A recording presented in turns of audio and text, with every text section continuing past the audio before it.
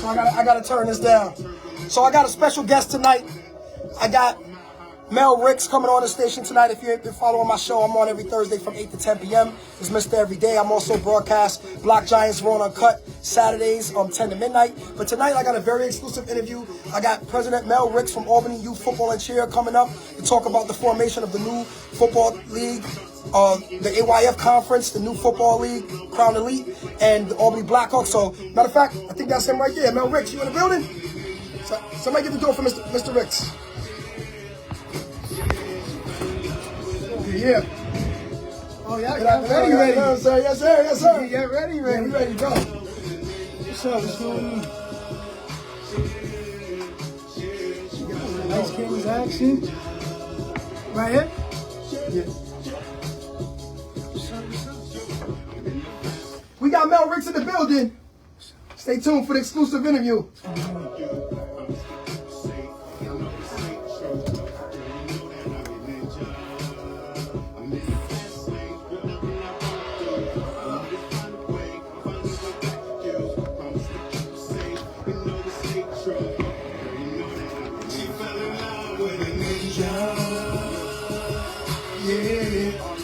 Yeah, she fell in love with a ninja.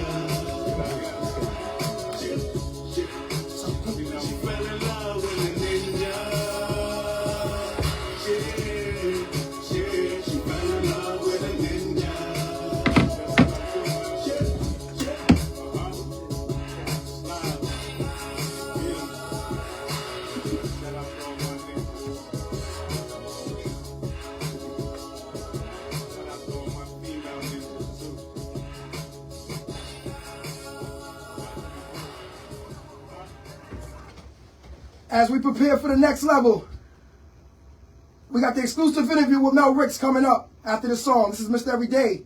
This is my theme song, The Next Level. Let's go. And who you really want to be. Everybody wants a shot to be the top in this industry.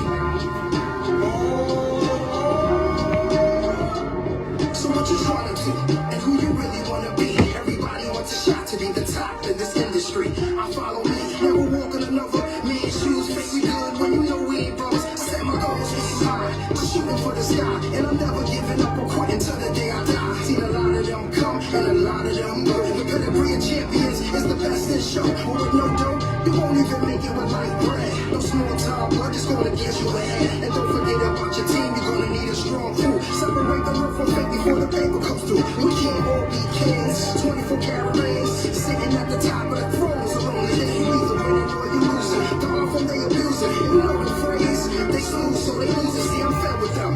Line them up with the rest of them. We'll put them to the test right now and find out who's the best of them. I'm vetting them. They can't handle the challenge, I ain't stressing them. So clear the lane and put the next one on the chest of them.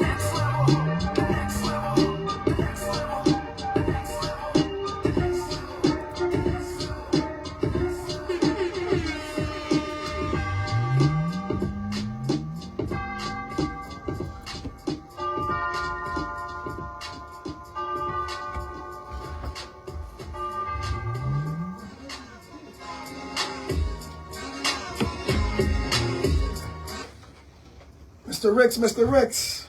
Let me get the 1 2 1 2 1 2. Here we go. It's sounding good now. It's sounding real good right there. My brother, I want to thank you for, gracing your presence with us, this evening. And it's been quite a journey for you, my brother. Like you've been doing a lot of things out here in this 518, man, And let me bring this around.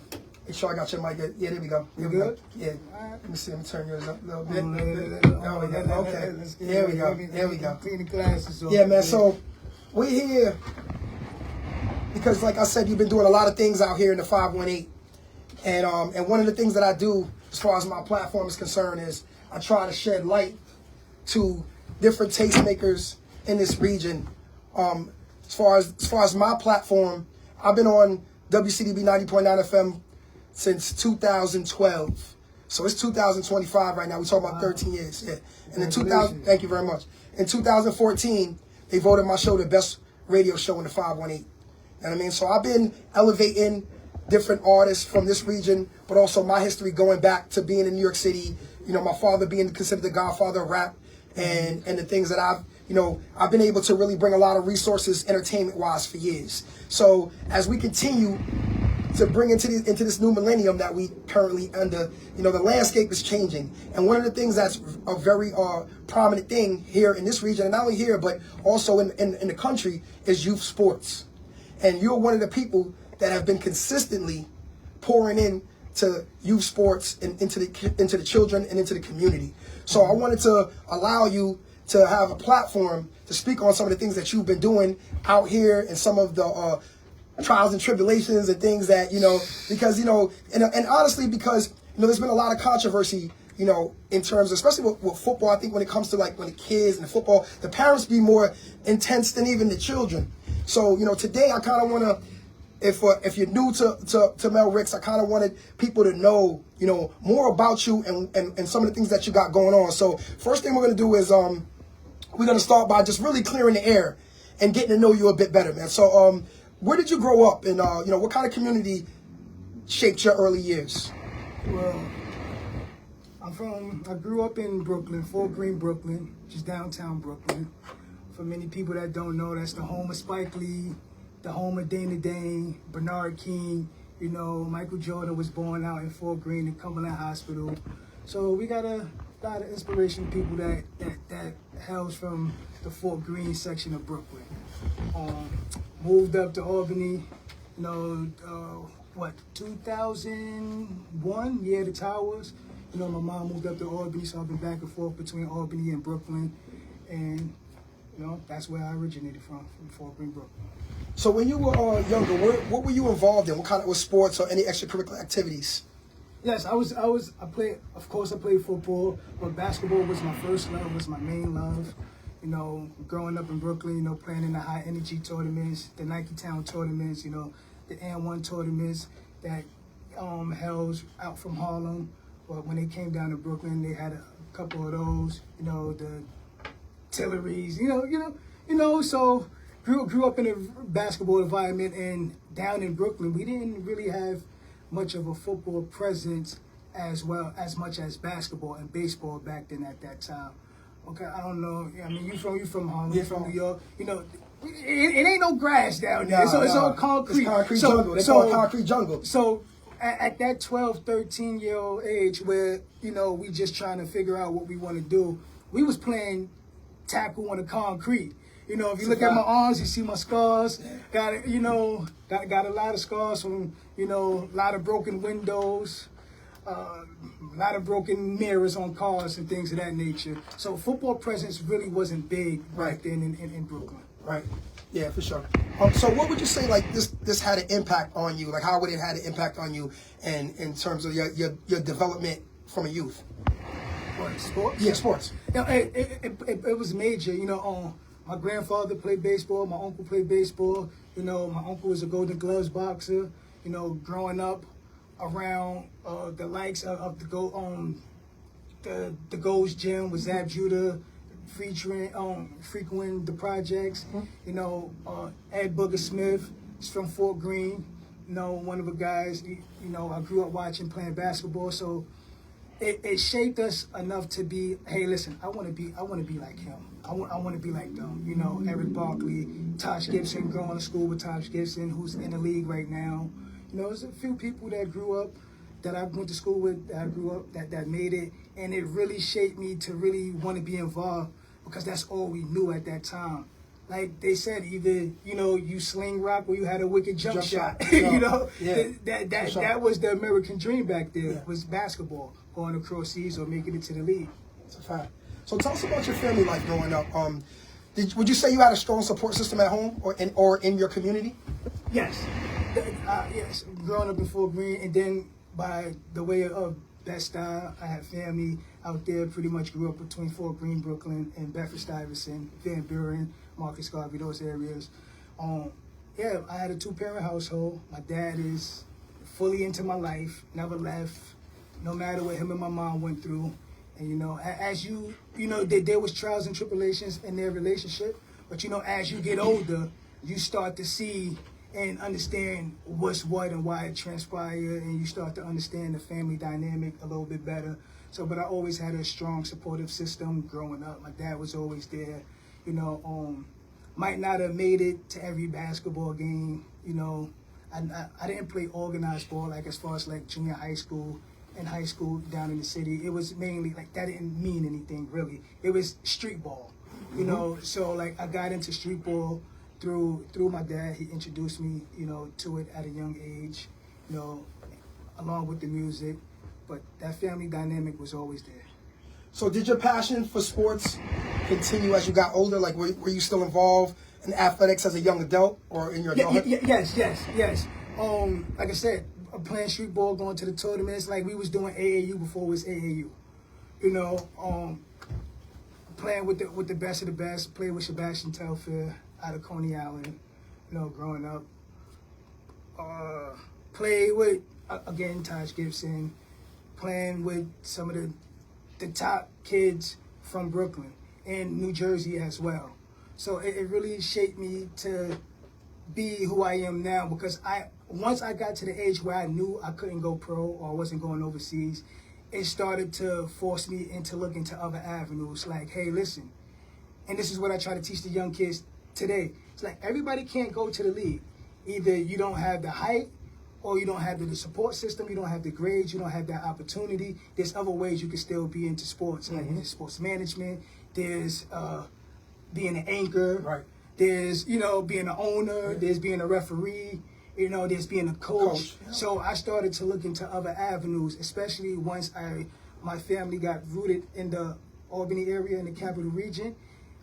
I was like, okay, you know, what can I do? I didn't want to get into basketball because at the time it was saturated with basketball. Right. So I ended up getting introduced to Pop Warner up here, a football organization through Tor McDowell. You know, he is, hey, cuz, what you doing, man? You getting into too much stuff out here on these streets, man. You know, come over here. Come get involved with the kids. Let me show you this way. And that's when that journey started. So at what age were you when you came up to the 518 area? I was 16. 16. I was 16, but it was back and forth. Right. You know what I mean? It was back and forth. And I eventually stayed rooted once I started to have kids here. So what did you start to do, like, work-wise? Like for what you would say your career is right now? But it started, let me see, it started 2013. That's when it really started, but it was in the basketball field. You know, going back to New York City, going back to Poughkeepsie, going back to my roots of where I knew people at, you know, doing basketball camps, you know, coaching kids, training kids. And once I got embedded here in Albany, like fully like, hey, this is what I'm gonna do, started going to teen night, which was is held by David Graham. So I started going to teen night, started going to the Boys and Girls Club, playing basketball at the Boys and Girls Club, Hackett teen night, and just starting to get into a routine of knowing who's the coaches, you know, knowing who's who.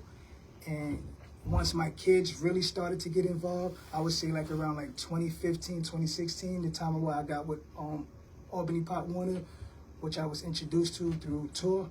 That's when I really started to really become embedded once my kids started playing. I started training them, started coaching them, and helping out. Like I started from the bottom, and I started out as a team dad, you know, and worked my way up. So this is when you got involved with Albany Pop Warner? Yes. So you started out as a team dad? Yes. Okay. So what was the progression? Explain to me the progression. From team dad to what came next. Oh, so like it was Mighty Mice at the time. Yeah, it was before, like, it had the weight limit. So I started out as a team dad. You know, I was in and out of legal trouble. Tor brought me there to, like, kind of simmer me down. You know, like, hey, listen, you got potential. I see what you're doing, cuz, and I know what you're doing. You're very knowledgeable. Because we used to always talk about sports, you know, playing Madden and things of that nature. Because I was doing music at the time.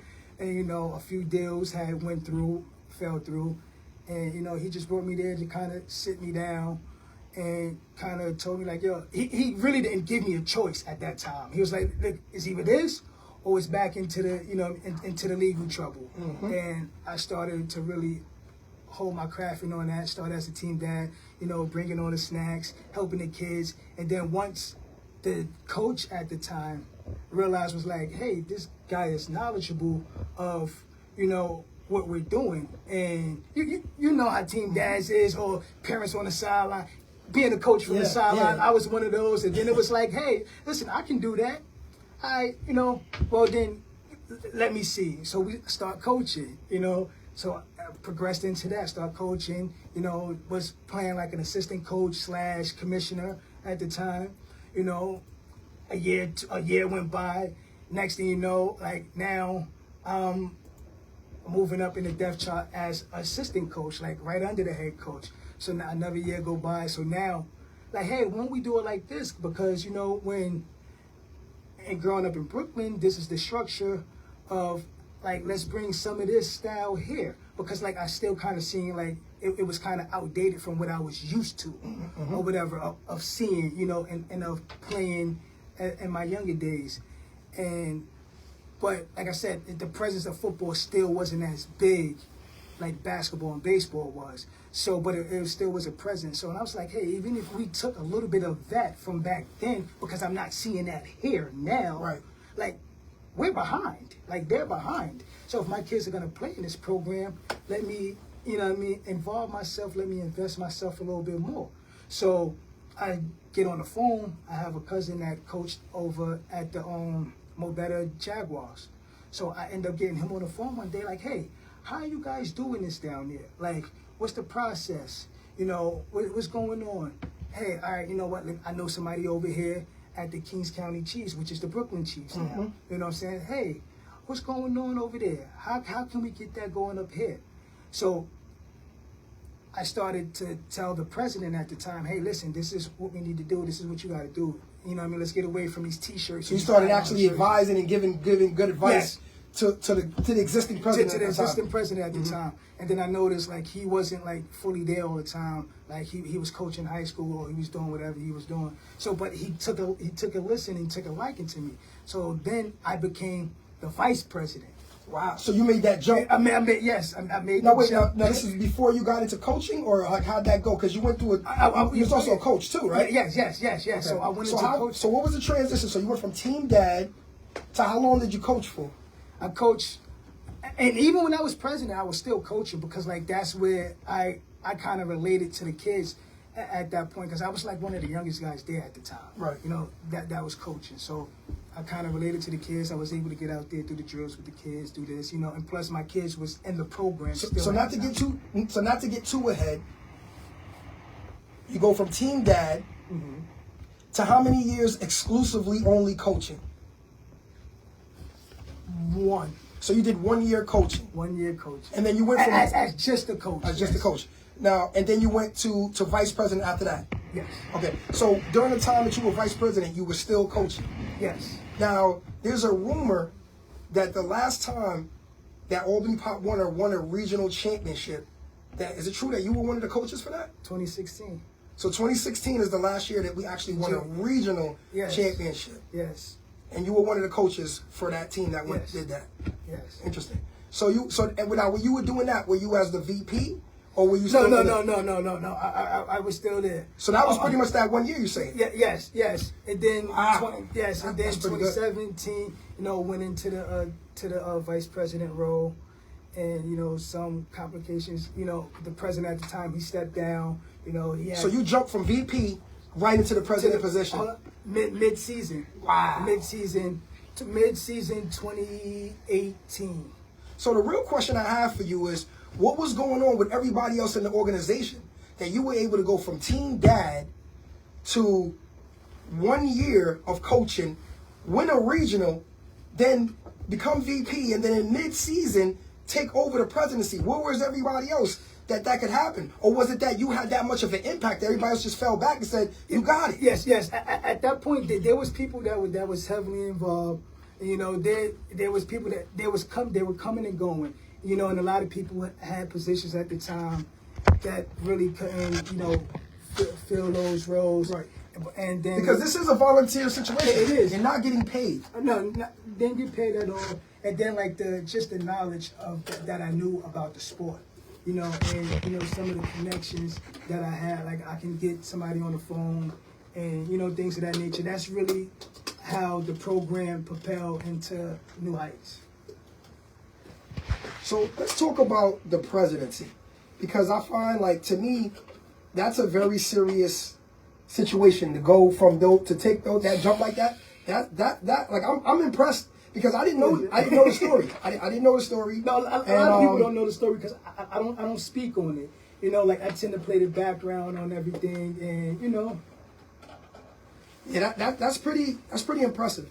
And so let's talk about the president's role. Like when you're the president of the organization, what's that look like for you? 24/7 job. Like you know, people just think, oh, it's a position where you can just show up and come to the field like, hey, I'm the president. I need you to do this, X, Y, and Z. When the job don't stop, you gotta take the phone calls at night. You gotta take the complaints. You gotta take these meetings, and depending how involved you are with your presidency role and with the governing, the lead aspect of it, you know, it can get very stressful, very strenuous. Like, you know, I was in a relationship, and it can definitely damage a relationship. You know, especially because you're not getting paid, because nobody see how invested you are into the program, to where they're like, hey, you ain't getting paid for that. But when you take that oath, it's like, hey, rain, sleet, hail, snow. You have to be there. You can't demand stuff from other people that you can't demand out of yourself, or have them do a job that you're not willing to do. So more or less than none, I've done, in my presidency, I've done every job. You know, as the president, I've coached teams, you know, I've did registrations, I done did it all. So there'll be times where I'm the first one at the field, last one to leave. 7 days a week. And that's the stuff people don't see behind the scenes, and still have to go home to my family, and still have to go to work, and still have to go run my business. So it's a lot. It's definitely a lot. So let's get a little bit more into like the interworkings, and because in order to run an organization, you know, most organizations require funding and things like that. And can you walk us through the process of how you acquired funds to run the program? So starting out after I want to say 2017, maybe 2018 season, when I became president mid-season. Honestly, at that time, I wasn't mature enough for the presidency spot. It's just that I was next up in line. I knew some inner workings. I had some connections. And when the old president was out, I was in. Because it was in a time to where organization was in debt. We didn't have no money. We didn't have anything. So nobody wanted to touch Albany Pop One at the time. The relationships in the city was bad. It had a bad stigma. You know what I'm saying? Everybody was so in love with the old era of doing things. So nobody wanted it. So I ended up, stepping up. And the off season is when it really hit me. So there was we had an inspection for equipment. Like, kids was constantly getting hurt. Come to find out, all the equipment, helmet, shoulder pads, everything was outdated. Wow. So I put together a quick board, with Capital District, with the president at the time, who's since passed away, may he rest in peace, for Capital District. And pretty much was like, hey, this is what you need to do. Here's go this. And I'm like, well, what the heck I'm supposed to do with this? You know what I mean? Like I didn't know no steps. So I started reaching out to people. Mind you, we have zero money. Like, by the time I got, everything, it was like negative 20,000 in the bank. Yeah, so we had bills out the yin from, distributors. We really couldn't get nothing. I started the program back up with $2,500 of my own money. Went, got the connection with Rydell.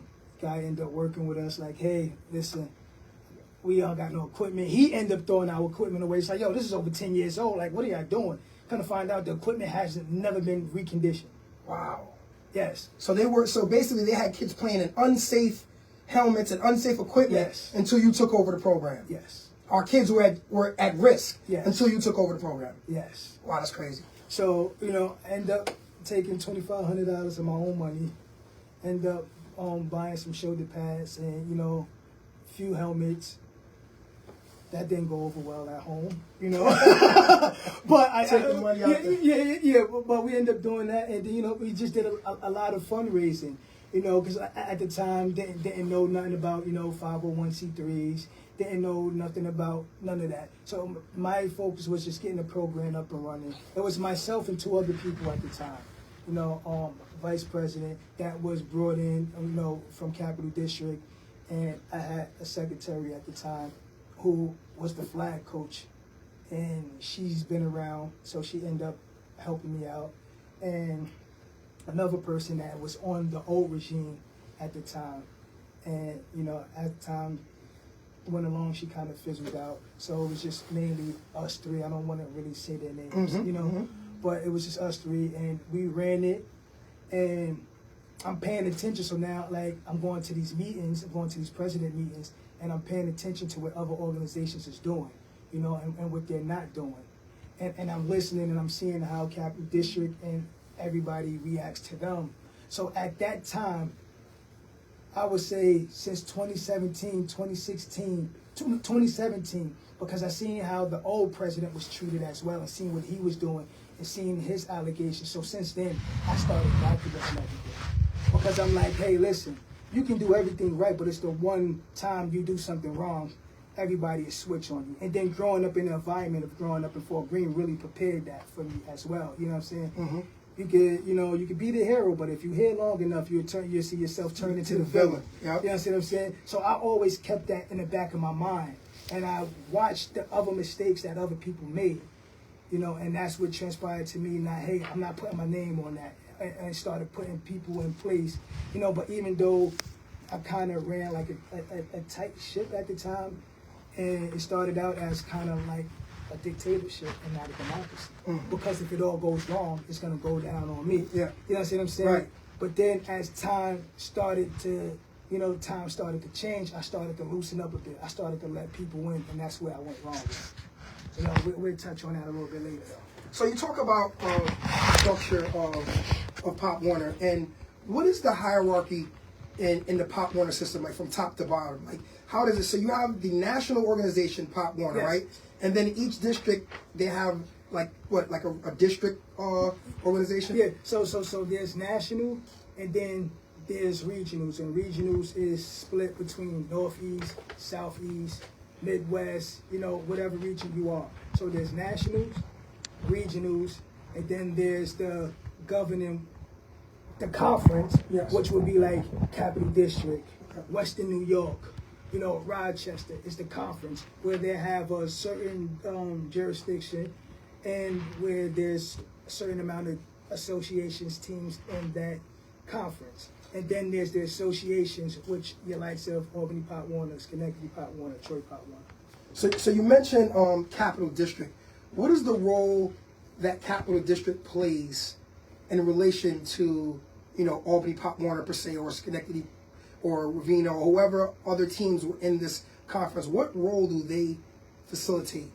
They're the governing parent of all the organizations. Because even though we're playing, Pop Warner is a national program, but we're in the Capital District Conference, so we're playing in the Capital District Pop Warner League. So they govern all associations in this area that's signed up to play in their program. So let's fast forward a little bit. You did your tenure. How many years now with Albany Pop Warner, was it? Since 2016. 2016. Yes. Right. So let's just say 2024, right? Yes. And you started making what? Like when did the switch kind of go off where, you know what, I think it's time for me to maybe move in a different direction? You mean as far as change leagues? Yeah, as far as like changing, because now you go from Albany Pop Warner to now you're Albany Youth Football and Cheer, right? So let me not get too ahead. Let me say, like, what is, so you're Albany Youth Football and Cheer, right? Yes. What is the mission and purpose behind Albany Youth Football and Cheer? Like, what are the core values that drive the organization's work with young athletes and cheerleaders? So the mission and the core value for Albany Youth Football and Cheer is, you know, we want to have everybody inclusive. You know, everybody's equal. You know, children, there is no hierarchy. You know, we want to be able to relate to the children. We're here to bring great opportunity and experiences for children of all ages, you know, genders and all. Like, our mission is to give them the best that they can possibly get on and off the field. We're going to be, you know, we want to lead by example. We don't want it to be just football. We don't want it to be just cheerleading. We want them to see and know that there are important, not just a kid that play in the league. This is our kids. It's all about kids. You know, we want the parents to know, hey, listen, when your kids are on this field, or your kids is on that cheerleading mat, these are our kids too. We want to be able to help them with their homework. We want to be able to help them with their behaviors. We want to be able to help them through their hard times. We just want to be there for them 24/7 around the clock. Pretty much create that family dynamic. Now, you mentioned, like, being there for the kids and being there for the children. You never had a child playing in any football or anything like that, right? Like, did you have any biological kids? No. The last time my kid played was 2018. 2018. Actually, 2019, I want to say. And he actually got hurt, you know, that year, tore a patella tendon in his knee. And, you know, he tried to make a comeback, and he was scared, so he kind of shied away from football and kind of went and played basketball. And, you know, and also, which is what I learned as well along the way, and this is where I try to tell some of the coaches, don't coach your own kid. I was too hard. I didn't know how to separate dad from coach. You know what I mean? Dad, coach from president. You know what I mean? Yeah. So, and, you know, one of the coaches used to tell me all the time, and I said, like, man, no. So I kind of killed my kid drive, you know, from playing football. Now he wants to play, now that he's 17. But I'm like, hey, listen, you missed all of this time. Yeah. But, you know, I had to take fault for that. You know what I mean? For a long time, it ate me up inside. And that's what really drove me to kind of really stick around, because, like, hey, I dropped the ball with my kid. I'm not going to do it for, you know what I mean, for every other kid. I'm going to teach these coaches and these dads to learn from my mistake. Because my son, he was good. You know what I'm saying? He was good. He could have probably been something. I mean, it's commendable that you've still been here all these years, pushing out with almost a decade after the fact of having a child. Because most parents, when their kids age out, they disappear. Yes. So for you to stay here and still continue to pour into the kids and to pour into the communities and to bring your resources, that's very commendable.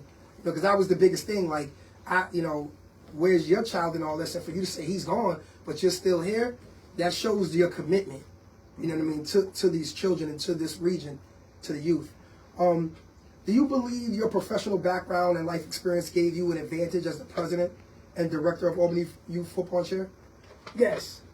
As time went on, the experience, because like I said, I watched other programs, and I also started to really get involved. I had a friend that plays in the league, you know, and just by, you know, talking alongside of my friends that I grew up with that made it to the NBA, and, you know, just having those conversations, and I end up having a conversation one day, and he goes like, yo, what do you see in football? Like, what do you, like, what's your end goal? And I was like, I don't know, because I was still finding myself. You know, like I said, I was doing music. I got a cleaning company. I'm working part-time over here. So I didn't know what I wanted to do. And then I'm like, yo, you know what? There's an avenue for this. There's an avenue for that. And, you know, I'm seeing, hey, listen, they got all of these other guys doing this, doing that, but they're not providing any substance. You know, these guys are not even volunteering their time in the communities, but they're coming here, using the resources, getting the money, we're loading up their pockets. You know what I'm saying? And I started to ask myself, like, we're paying Pop Warner all of this money. Where's this money going? Nobody's asking that question. They're asking me, hey, we're paying you all of this money. Where are we going? It's like, I'm asking the same thing because you're not paying us. This is how we keep the program running. We got to buy your uniforms. We got to register the teams, each team. You know, we got to pay the field lights. You know, we got to pay insurance. You know, like this. There's a lot of expenses. There's a lot of expenses that the average parent wouldn't really know. Wouldn't know. And you know what? So like, and I don't blame them because, like I said, I started out as a team dad, so I had those same questions too. You know, at the time. So when I started to ask these questions, that's when I started to see, like, hey, you guys got to give us a printout of, okay, I know that we paying for registrations. Why does it cost $1,500 for our kids to go to nationals? $1,500 a kid. That's depending on the amount of kids on the team. That's $40,000-$50,000. And then you know we got to fundraise. And then it's hard to fundraise because now you got 13 other organizations with 5 and 6 teams all fundraising within a 10-mile radius of each other. You know what I'm saying? There's only so many cookies and candy bars you're gonna buy. That's a fact. There's only many times you're gonna walk from one end of the mall to the other end of the mall and hand out $10 or $5 to an organization. Start looking like a panhandler. So now it's like panhandling. Yes, you know. So now it comes and I'm like, you know what? I talked to my friend. I'm like, yo, listen, there's a market for this X, Y, and Z up here. You know, I need to figure out a way to do this. You know, so this thought started in 2021. And he goes, yo, I got an idea. How about we do this, that, and the third? And I'm like, nah, we got to do this because there's not this up here. There's everybody doing the same thing. So that's when 2022 hit. My girlfriend at the time, which is a great friend of mine, you know, and I'm like, yo, this is what I'm going to do. She was like, you're crazy. And I goes, you know what? You're right. I am. But I'm going to do it because ain't nobody else doing it. You know, I brought the idea to tour. He goes, yo, cuz, you're crazy. And I goes, you're right. Prep the coaches. A la 2022, the football camp that kind of changed the landscape of the Capital Region football. Now you see everybody want to do camps. Because you brought NFL people up here. Yeah. You know, and that turned a lot of heads and turns heads and when they see that you have a connection to the NFL and relationships at the next level. At the next level. And that's when the major problem started. And I knew it was going to start, but it, you know what I mean? But, because I did that by myself. No sponsorship, no partners, no nothing. 100% myself, my own money. 100% myself. From, you know, volunteers, like I reached out to the people. I reached out to legislators. I reached out to everybody. Everybody was like, it's not going to go over well. Like, no. I reached out to Section 2. The guy at the top was like, who the hell do you think you are? We can't let that happen. So, like, nobody got involved. So I end up bringing scouts out here. I end up bringing, you know, the top athlete along with his personal trainers. And they came out here and, you know, we made history. Everybody, the news and everybody wanted to jump on board then. Channel 6, Channel 10. And everybody was like, no, there's no... let's say his name. What is Tyreek Hill doing here in the Capital District? Right. There's no way he's coming. You know what I'm saying? Because look, we had the New York Giants here for a long time. They never done a camp here. Which is crazy if you think about it. You understand what I'm saying? So they've never done a camp here, and for me to do this on my own, with my own 100% of my own money, I took a major risk. And even, you know, we brought it to our coaches at the time. You know, initially it was supposed to be another athlete, but once getting on the phone with him and he agreed, I said, oh no, forget him. We going with him. You know what I mean? And he was excited. I flew out to Georgia, went to meet him, flew out to Miami a few times. We talked, we met. So we was clicking. We was clicking months before it even, you know what I mean, before the camp even jumped off. You know what I'm saying? Going over the structure, going over this, you know, and it became tight ever since then. What would you say has been the organization's greatest strength or most defining quality over the years? Over the years, the nostalgia, the prestige of the name. You talking about Albany Pop Warner? Yeah. Just the name and the legacy, you know, from the Foley era. That's a strong, you know, indication that it's a successful program because everybody is from the old days is connected with that. So what I tried to kind of bridge that gap between new era and old era, you know. And you know, I got a good relationship with them. Like I would talk to them every now and then, try to bring them back. You know, once we started the documentary, and I caught a lot of flack when I became president because everybody thought I changed the colors, but it was the presidency and the regime before me that actually changed the colors. So, what would you say are some of the weaknesses or challenges that you now face moving in the next direction, having like. From the past, what did you see as the weaknesses or challenges that you face that you look to change for the future? The weaknesses from there was a lot of people that think entitlement because I played here. You're not from here. You're from Brooklyn. What are you doing running this program? And it's like none of y'all was doing anything. Like where was y'all before when I first came here? Right. You know what I'm saying? You guys ain't start showing up to 3 years ago. Right. You know what I'm saying? I've been here since 2015, 2016. Right. You know what I'm saying? And even before then, you wasn't here because Tor was here. Right. You know what I'm saying? So it's just the entitlement of I played here. So my attitude towards that is like, well, so have hundreds and thousands of other kids played here. You know what I'm saying? Yeah. Like just because you played here or you as a parent of your kid played there, you're not entitled to anything because what did you invest? Because, you know, 9 times out of 10, you was part of the problem. You know, because at the time when they really needed money and really needed volunteers, nobody really was there. You know what I'm saying? And that's even before I became president. You know, and then once, you know, I became president and really things started to take off.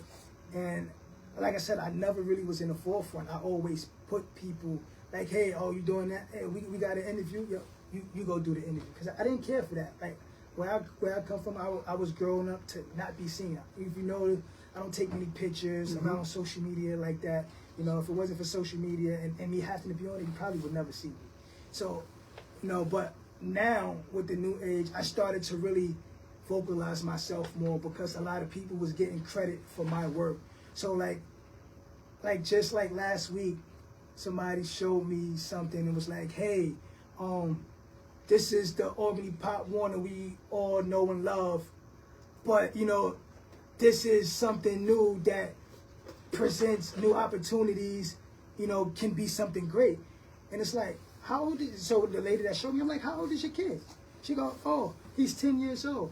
And I go, do you realize I've been the president for the last 8 years? So the program that you grew up, your kid grew up loving was my program. That I was running. You know what I'm saying? Exactly. So if you love that program, you're gonna love this one more. You're gonna kill for this one. Right. Because this one, like, is reloaded. It's reloaded, the reach. You know, because I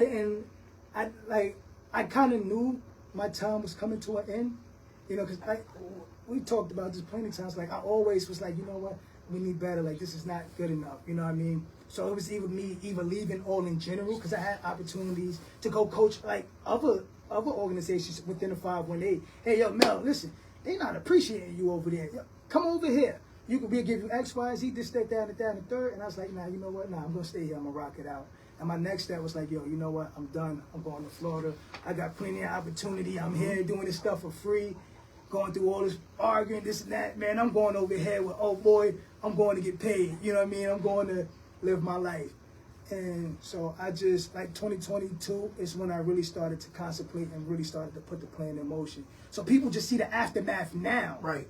And just think, oh, just happened a few months. Like, no, I've been planning the getaway. Right.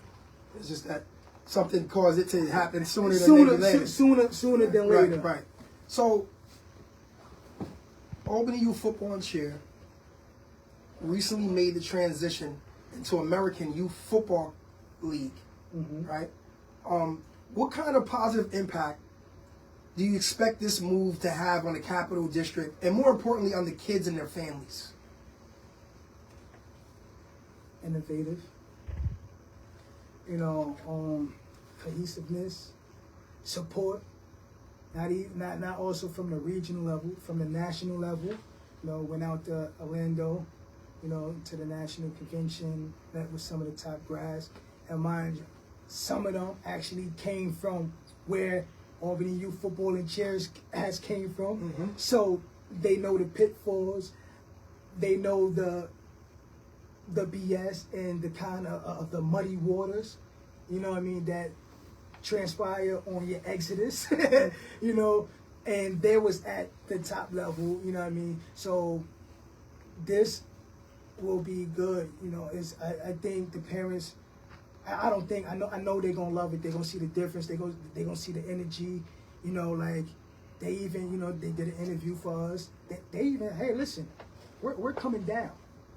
We're opening day, opening week, we're coming down. And that's big to have people from the national level saying, we're going to be there for your opening day and support you. And they've been supportive 100,000% of every step of the way, So when people just think, hey, they're just doing this, like, no, this is a conscious decision. These are calculated steps. It's not a movement. It's a movement. It's a statement. So like, we're not just freestyling this. So what steps is Albany Youth Football and Cheer currently taking to boost interest and increase enrollment in both football and cheer?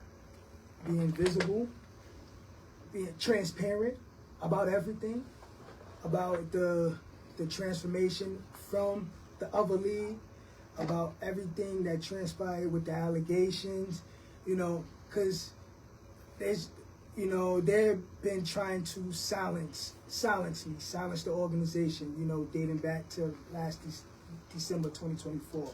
So just being transparent with everything and actually showing proof.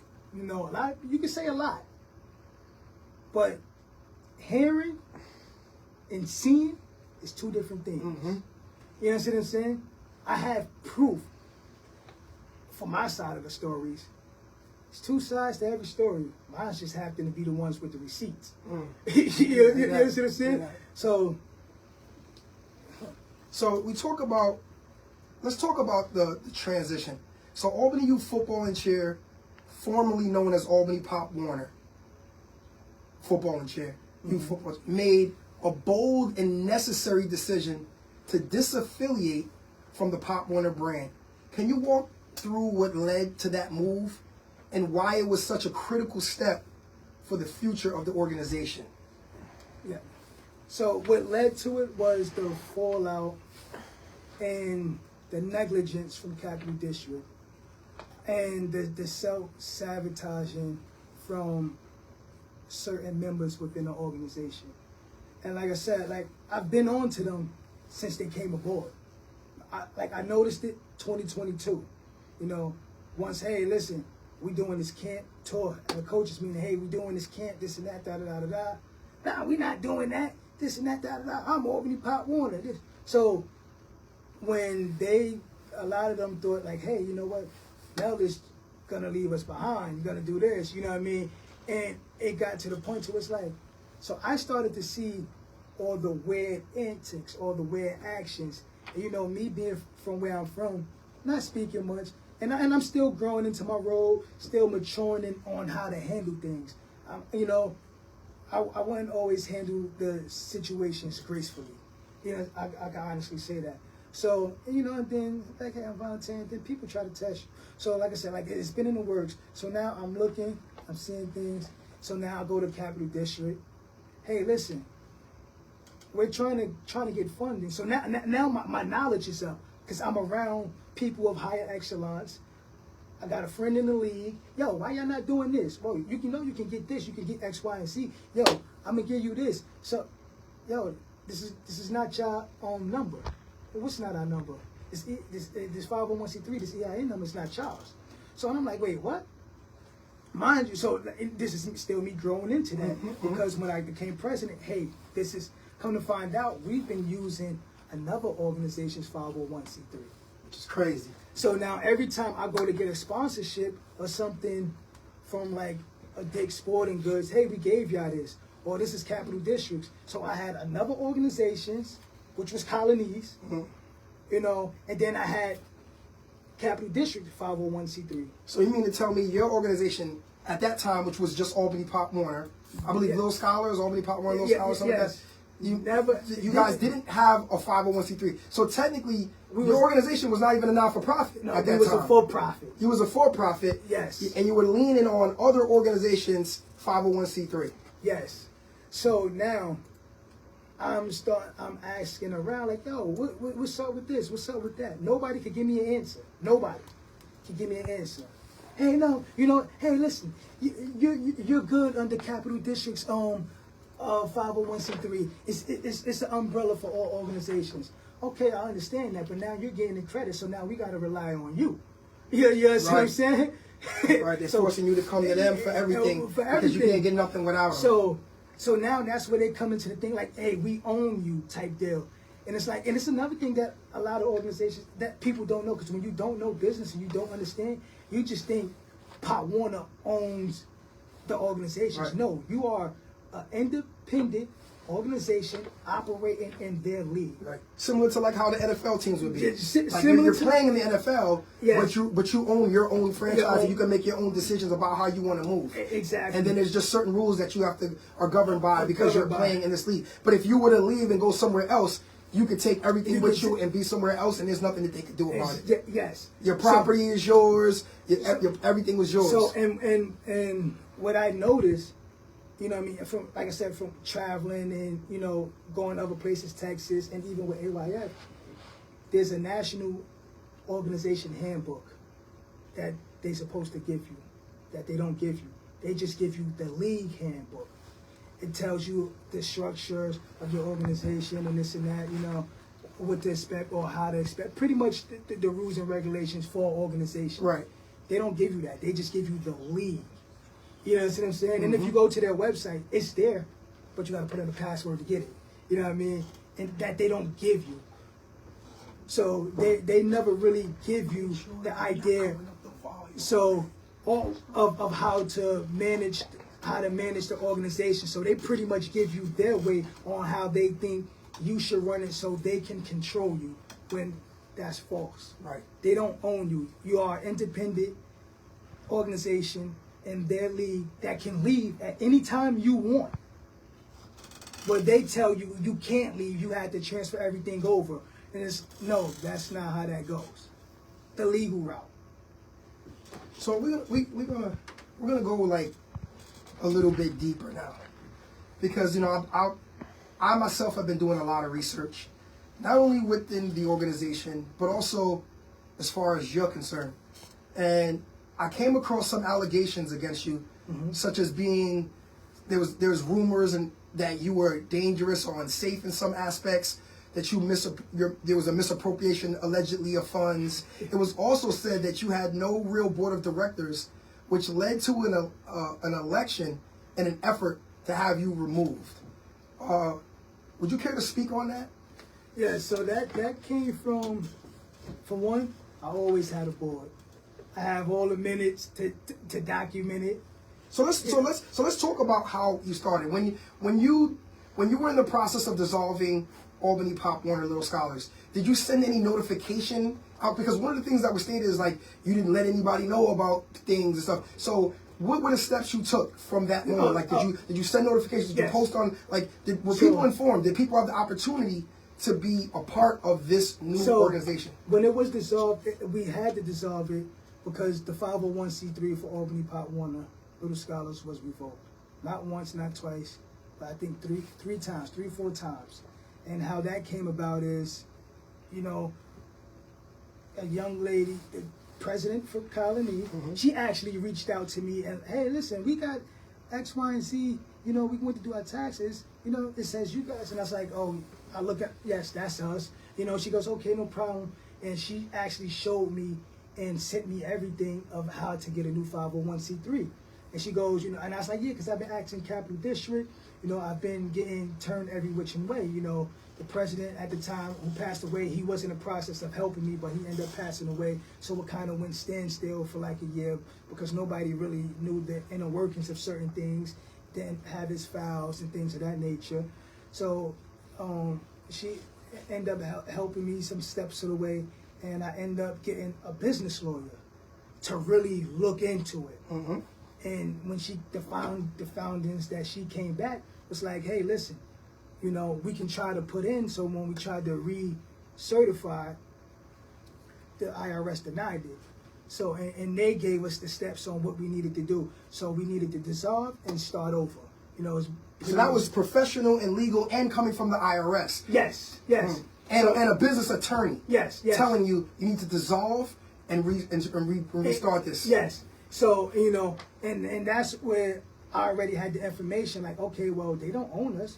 Like, you know, we just using their name as Albany Pop Warner because, like, we're not the only Albany Pop Warner. There's an Albany Pop Warner in Georgia. There's an Albany Pop Warner in Oregon. You know what I mean? So it's like, okay.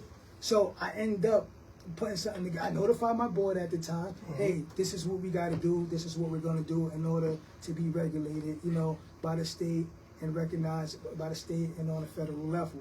You know, I notified Pop Warner as well, Capital District Pop Warner as well. So we ended up and when you notified Capital District, what was their response? Did you get any feedback from them? Yes, yeah. It's okay, yeah.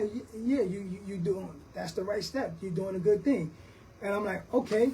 So they validated. So they were aware of the change. Yeah. So they were, and they even applauded you by saying you are doing the right thing. So now, when I sent the information out, hey, listen, we're dissolving this. This is all the reasons why.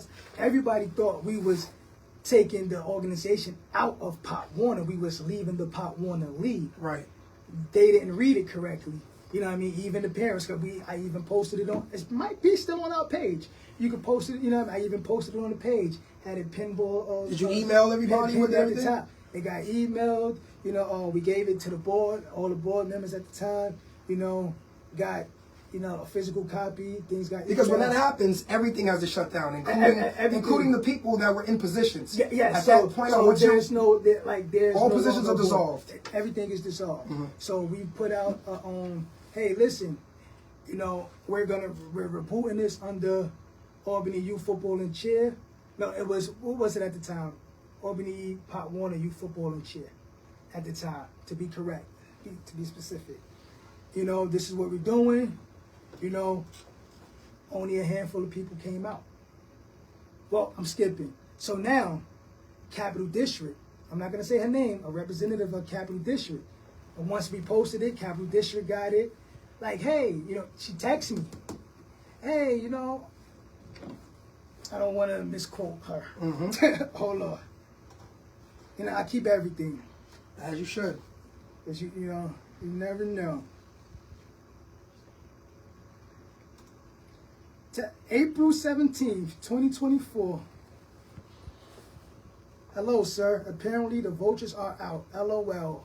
I have been fielding quite a few messages from folks thinking that Albany Pop Warner is no more because they are reading your letter in full. So just want to give you a heads up that an email will be going out from Capital District Pop Warner to all presidents, just letting them know that Albany Pop Warner Little Scholars dissolved the name and will now be known as Albany Pop Warner Football and Cheer, but continue to be a part of Capital District Pop Warner. I goes, LOL, yes, that's exactly it. Only because our 501c3 couldn't be renewed, and we have been having problems getting one because it's been suspended so many times before I took over. She goes, yes, got suspended when such and such was president, and never sent the postcard in. I came across that when I was running cheer. We were trying to do something, and that's when we found out it had been suspended. And nobody ever wanted to do anything about it, even though I pleaded and begged for them to get it fixed. Apparently, even getting up to you, it wasn't taken care of. And yes, by the time you took over, there was nothing you can do because it had been so long. But just wanted to give you the heads up to let you know, because people keep hitting me, and I've just told them, slow your roll, read the letter, then come back and ask questions. I go, yep, it was suspended 6 times. Yep, it was suspended 6 times. I had the lawyer look into it and work with the IRS for me. I couldn't get no real info. Dan was helping me. That's the president that passed away. Was helping me before he passed away. But we're still Pop Warner, just restructured and adding new helpful people to the board, etc. Just because they've been, not just because they've been here. She goes, nope. You're doing the right thing. I applaud you for that, because yeah, I know after I left, the treasurer they had worked for the IRS, and she looked into it, and at that time there was a lot of hopes and hoops to get it reinstated, because it had been suspended 3 times, and it had suspended 3 times in 3 years. Suspended 3 times in 3 years prior. So best thing to do is to start fresh, which is exactly what the treasurer told the president. The president didn't want to be bothered with having to do anything. And I go, thank you for actually seeing the purpose. Nobody reads anymore. So much negativity is being said about it. And she goes, you're welcome. And yeah, people just not reading the entire letter. And I'm not having the secretary put in the email why you guys had to do it, just letting them know that you guys ain't going nowhere. And I goes, thank you, appreciate it. I mean, it sounds pretty straightforward right there. And it's right there, I'm looking at it right now. So after breaking away from Pop Warner, you rebranded the program as Albany Youth Football and Cheer. What was that process like, and how did you ensure that the families and previous staff understood why it was the right decision to move to Albany Youth Football and Cheer? Dropping the Pop Warner name entirely. Pop Warner name entirely. Because I seen the entitlement and the control that Pop Warner was trying to do.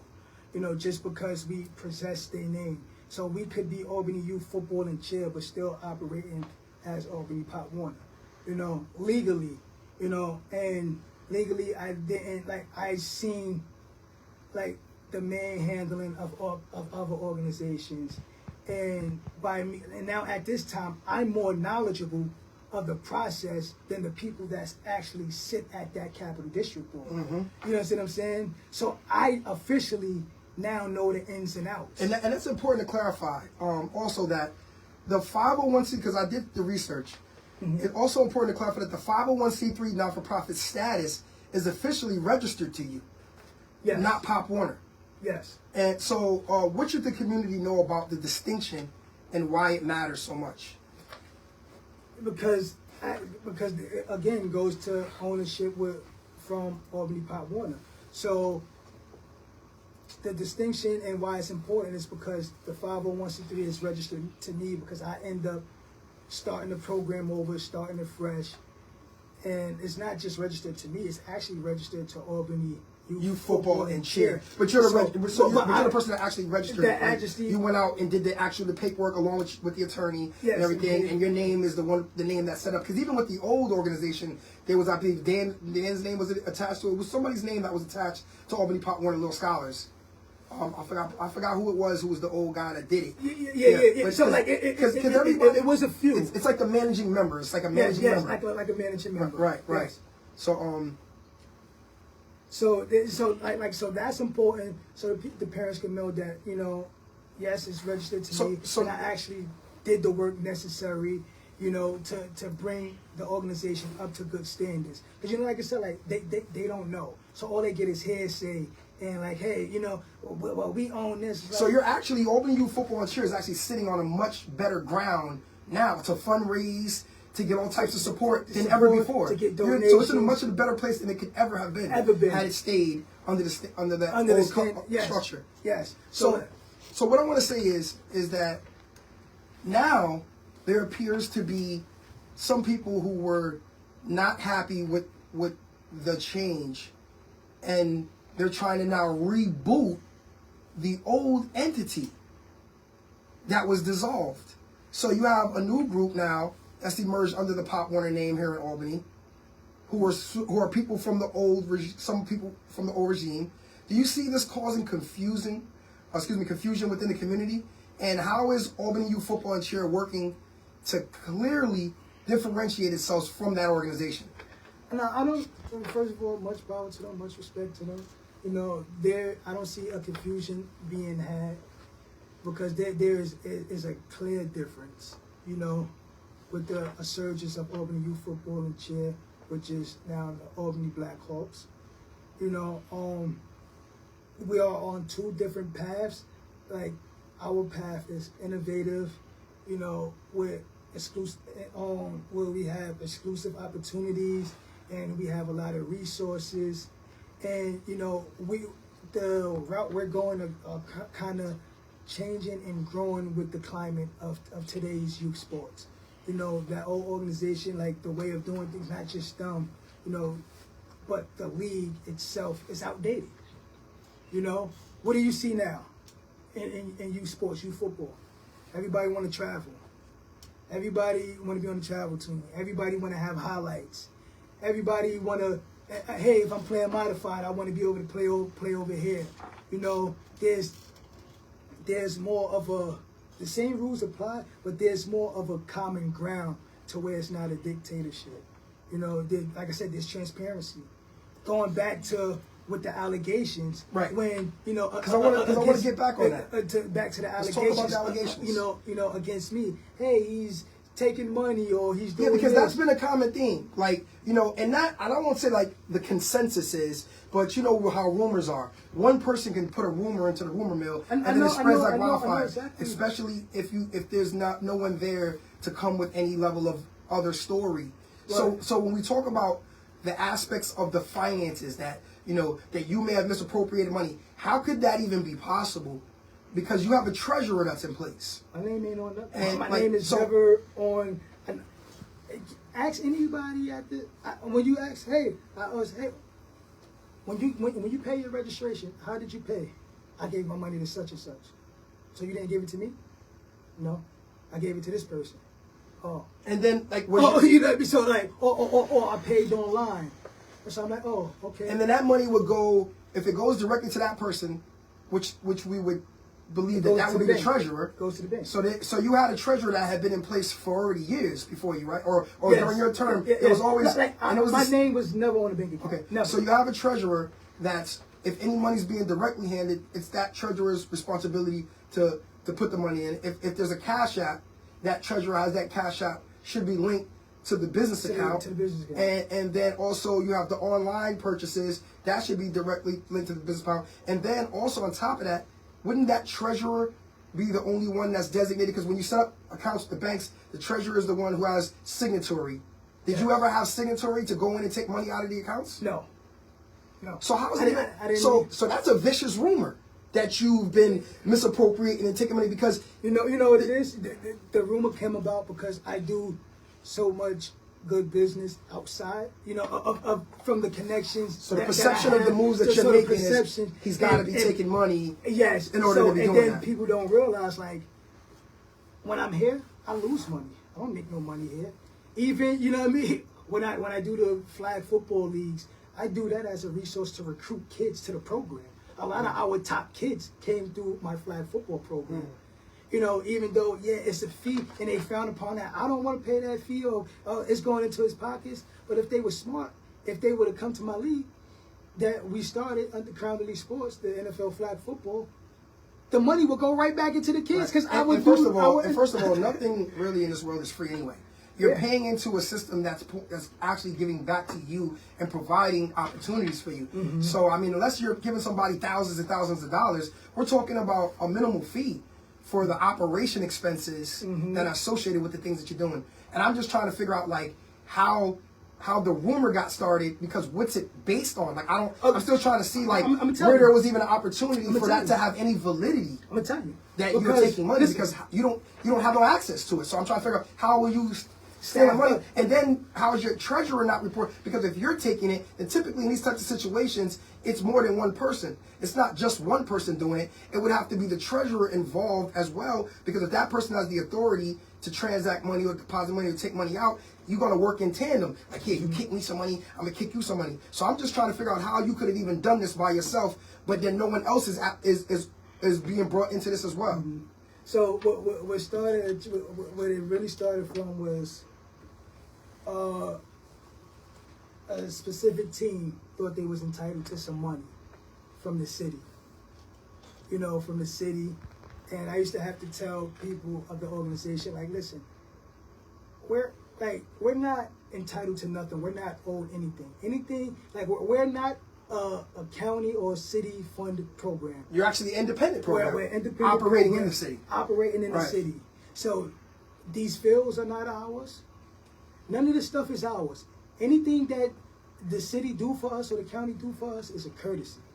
You understand what I'm saying? There's plenty of other youth organizations. They don't have to do a damn thing for us. You understand what I'm saying? So they was like, hey, we're supposed to get some money because they get promised, like, hey, if you guys make it to nationals, you know, we will help you guys out. You know, and this was after you had made it, or actually made it, and then didn't go. Yes. Which I'm still trying to wrap my head around. Like, was it your decision not for you for Albany, because was it last year? It was not this past year. 2023. 2023. That you one of the programs age groups were runner-ups to the champion, and that was they opened up an additional spot. So they didn't win the regional champion, because typically how you get to the nationals is you have to win your regional. Yes. So you kind of were blessed to be able to go there, kind of like as a runner-up. Yes, because somebody had stepped out of their position. So they didn't win the right to get there. They won the state championship, played for the regional championship, and then lost there. And then there was an extra spot that opened up that allowed them to be able to go. So how is it that you didn't go, you were offered to go, you didn't go? What happened? How? So what happened was, so at that time, we probably was like a week or maybe 2 weeks out from actually nationals. From the deadline. They didn't tell us until that day that, hey, to the day of the game that we lost, that, hey, you guys are going. You know, another team backed out. Hindsight is 2020, because now the other team didn't back out. Pop Warner is just a dying program, and they didn't have enough teams to fill a bracket. So that's how, you know what I mean? Gotcha. So that's how we got invited, like, hey, you know, we need to fill these brackets. Let's invite them. So if we would have won, we would have been automatic sure shots. But it's like they didn't have enough teams to fill the brackets. They said a team backed out, which kind of find out the team didn't back out. So they like, hey, you guys are going win or lose. You know, they pulled me in. They pulled me into the office and down there, along with the football coordinator, who also was the coach at the time. So he's like, okay, we're not gonna tell the kids. We're gonna keep this a secret. This and that, da da da da da. So we end up having a meeting about it. You know, a couple days later, you know, we let the kids know that they was going. And, you know, we end up having a meeting on the phone, like, okay, how are we going to get this money out? We got a couple dollars. You know, the process was kind of new to us. You know, again, help from Colony. I end up calling their president. She's a lifetime shoo-in at Nationals with her cheer program. She gave me the steps and the guidelines. Our football commissioner got on it, along with the treasurer, made the down payment that we had, you know, money in the bank. So now it's Thanksgiving weekend, the Thanksgiving holiday. Yeah, so everybody's pretty much going. So everybody pretty much going. You know, we try to reach out to the news. They're on vacation for the weekend. You know, we try to reach out. Okay, now what's the next step?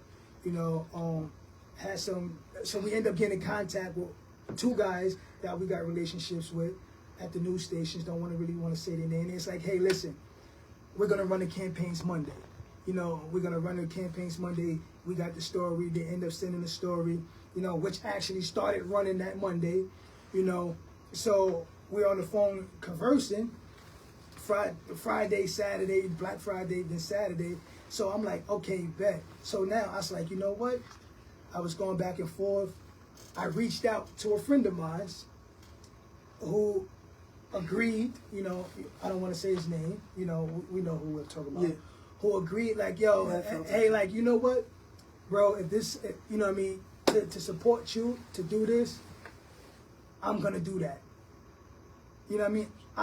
And this is where I really found out at that moment that we needed a new 501c3 because it would have been a tax write-off for him.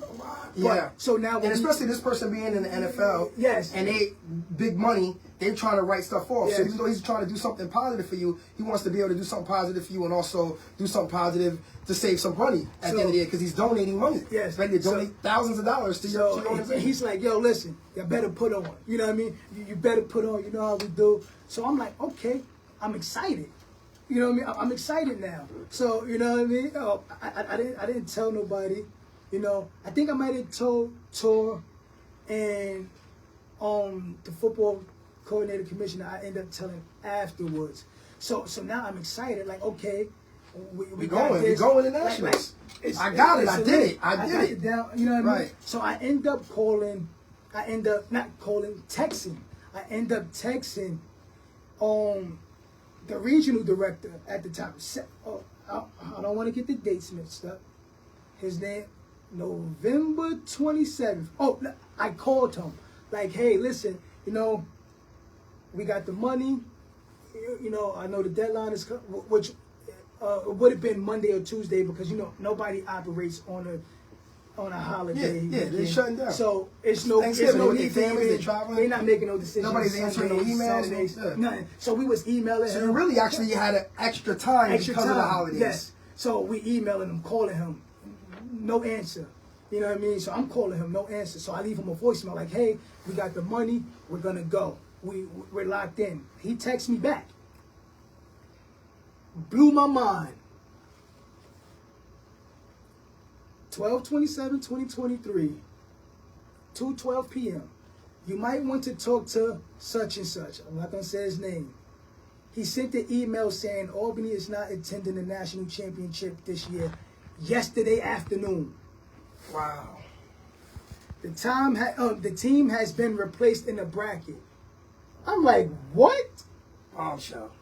I said, so I'm like, so now, I'm flabbergasted. So I'm like, never ran it by me, never told me. You know what I mean?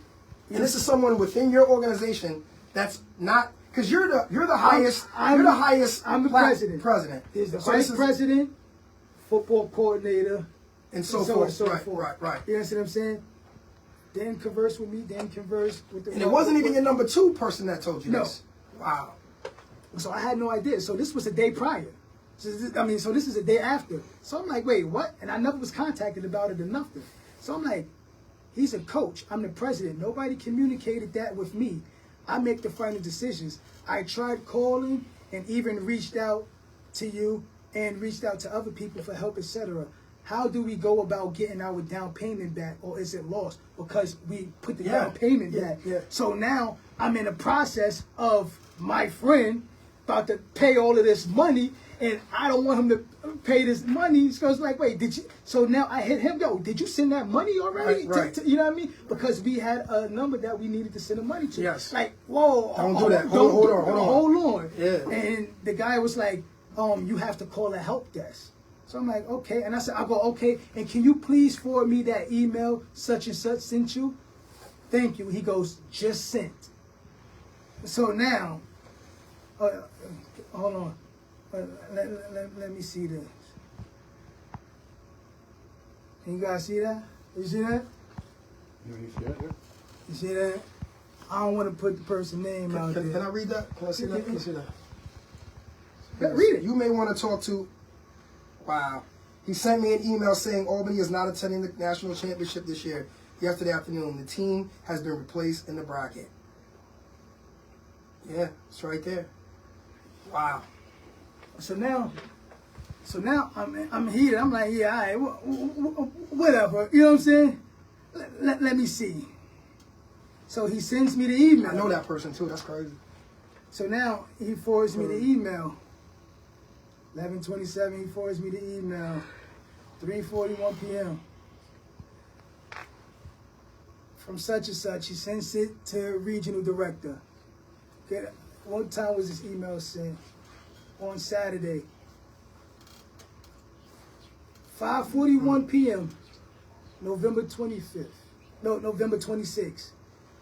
Good afternoon. I regret to announce that due to unforeseen circumstances, we were unable to raise enough funds in a timely manner, and both our parents and organizations are unable to foot the bill. We unfortunately have to back out of the Pop Warner Super Bowl. We apologize for any inconvenience this has caused and waited until the last minute in hopes that someone would come through in our time of need, but that hasn't been the case. Albany Pop Warner football coordinator. So the football coordinator overstepped you, and it was the reason why ultimately you didn't. And so, is this person involved with the old regime that's trying to reboot? Yes. So now, this is where the animosity with some of the parents transpired, because it was led on to believe for so long it was me. But I took that bullet, you know what I'm saying, in protection, because, you know, as a president, that's what you do when stuff goes wrong. So you didn't throw him that person under the bus. No.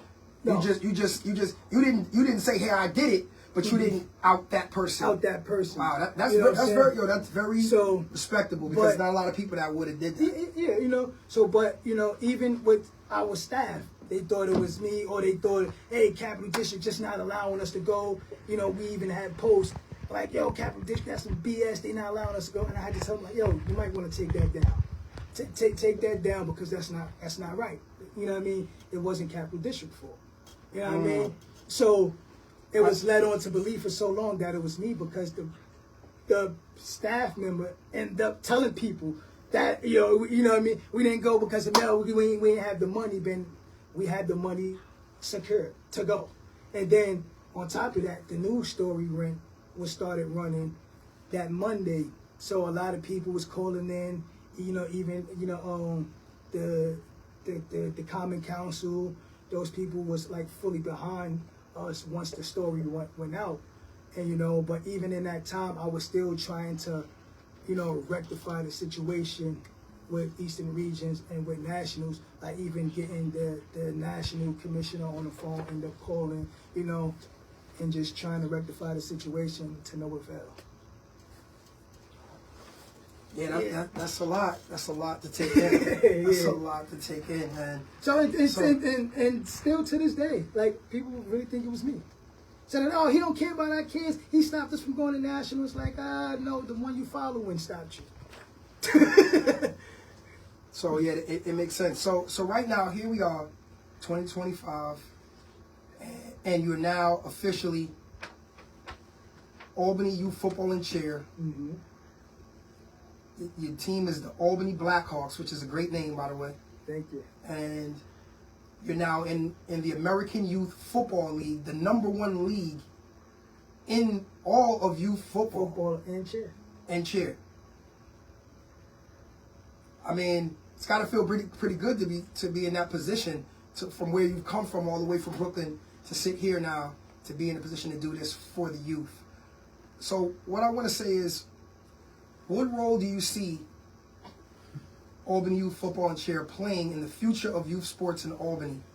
And what are your goals for the next few years in this new partnership? I see Albany Youth Football and Cheer being, you know, one of the top organizations in the capital region.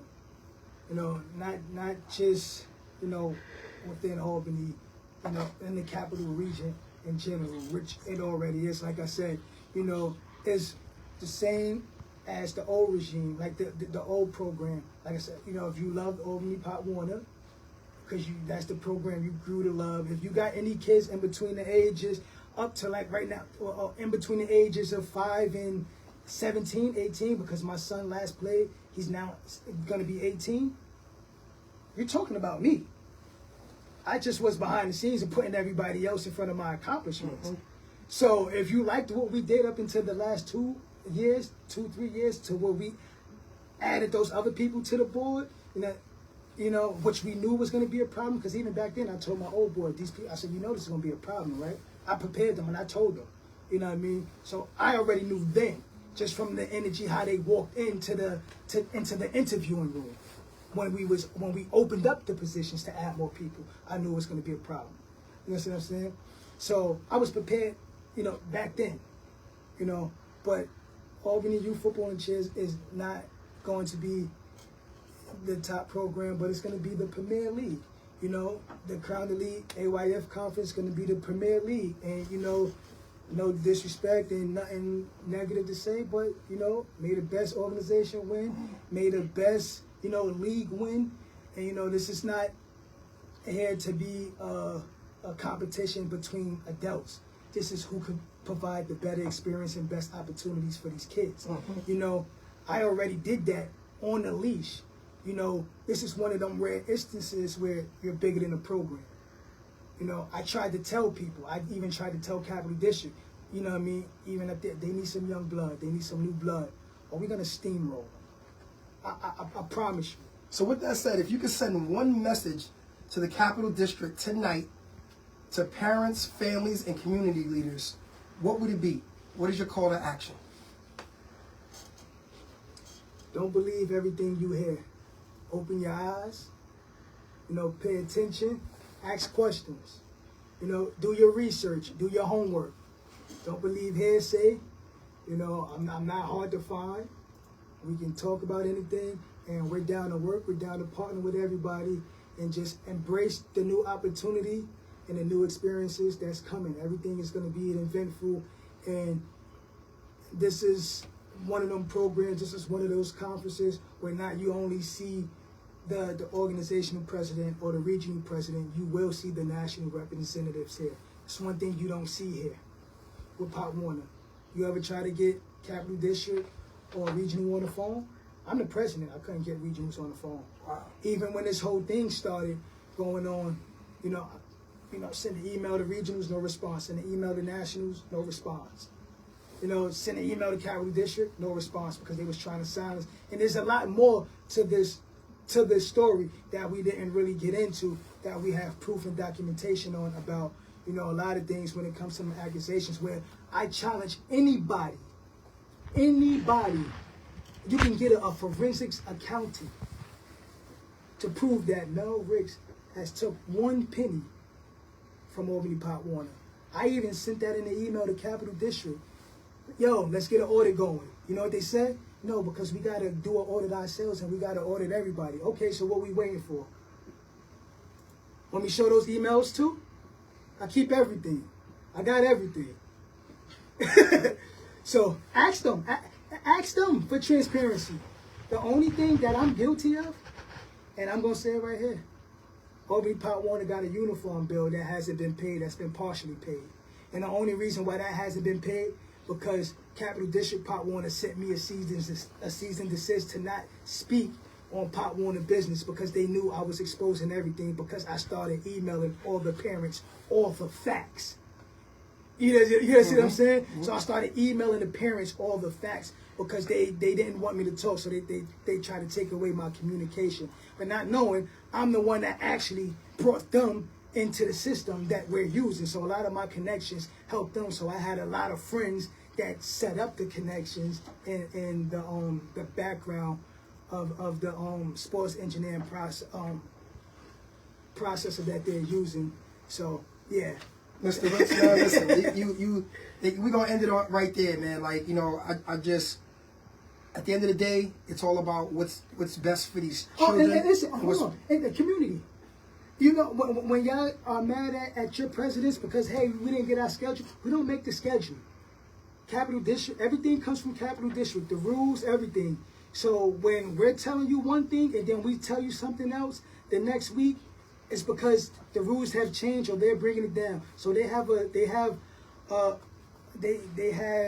this thing to where they make adjustments and they put it out on you to project to your parents, and they don't answer any questions.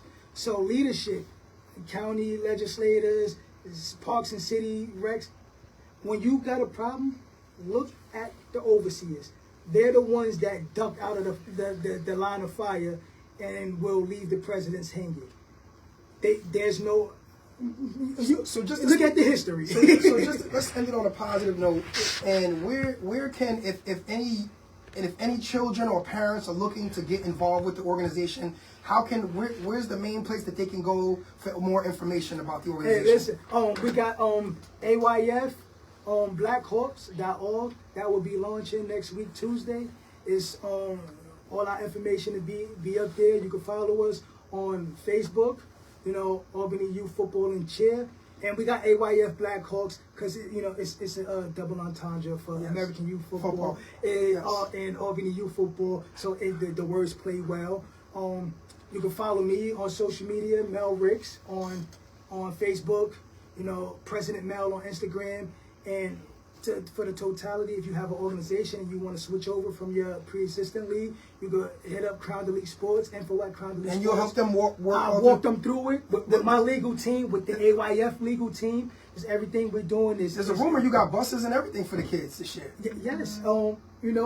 Again, a friend of mine, good friend of mine, was an opportunity. That's where the rumor came from that I was stealing money. Like, yeah, you got $300,000 for a bus? I don't even have $300,000 for a bus, but I got good friends that's putting me in positions to help me out because they see what I'm doing.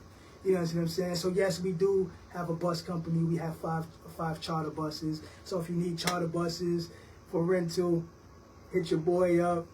They're our official transportation for Albany Blackhawks. And we will make them available for any organization that joins the Crown the League AYF conference. Mr. Ricks, President Ricks, I want to thank you for joining us this evening. It was a great interview, man, and very insightful and very inspiring. I got to applaud you. Thank you. Appreciate it.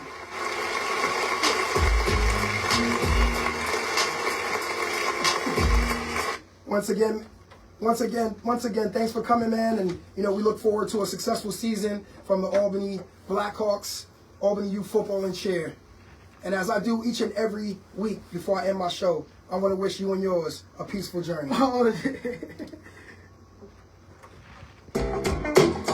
we didn't even get the people enough to answer questions. Oh, people asking questions? Yeah. Who's on there? We got questions? Oh, yeah. We got a bunch of questions on there? No, are we still live? Yeah, we still live. Hold on a listen, second. open that up to the people on the page. Hold on, let's ask these questions. We ain't gonna stop it yet. We got some people that have questions, and we want to answer the people's questions. So go ahead. What we got question wise? What we got? Let me see this. Let me see. Before we wrap up, let me see what we got here. South the Capital District. Let me see. We got. Turn this down before we head out. So we got someone saying they reached out to the Capital District and nobody would get back to me. I wanted to know what was going on because I want my kids in the good program.